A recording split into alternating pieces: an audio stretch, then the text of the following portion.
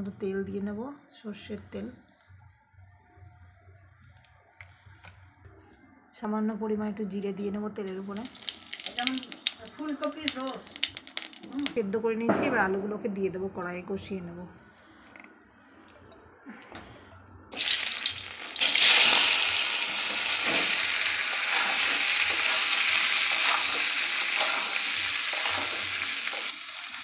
সামান্য পরিমাণে একটু হলুদ দিয়ে নেবো আলুটা একটু কালার হওয়ার জন্য। আর দিয়ে আলুটা একটু ভাজা ভাজা হয়ে গিয়েছে, এবার এই মশলাটা দিয়ে দেবো।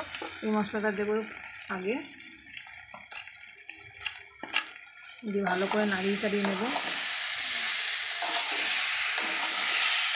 টমেটো কুচিটা দিয়ে দেবো মশলার সাথে।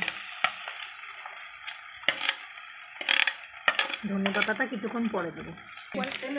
এই লঙ্কার গুঁড়োটা তোমরা ইউজ করতে পারো শুকনো লঙ্কার বদলে। সামান্য পরিমাণে একটু লঙ্কা গুঁড়ো দিয়ে দেবো।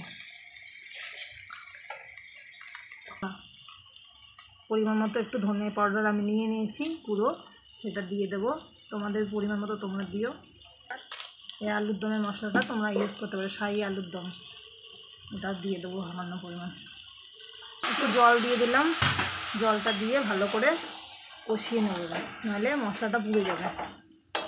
কষা প্রস্তুত করে পরিমাণ মতো লবণ দিয়ে নেবে, ভালো করে নাড়িয়ে চাড়িয়ে নেব। পরিমাণ মতো জল দিয়ে দিলাম। আলুর দম তো কষানো হয়ে গিয়েছে, তাই জলটা দিয়ে নেব। একটু গা মাখা মাখা করবো, তাই অল্প সামান্য জল দিলাম। তারা একটু টকবক করে পরিমাণ মতো অল্প একটু চিনি দিয়ে নেব, একটু কালার হওয়ার জন্য। দাঁড়াও, ধনে পাতাটা ওপর দিয়ে ভালো করে ছিটিয়ে দিলাম। রান্নার লাস্টে ধনে পাতাটা দিয়ে দেবে।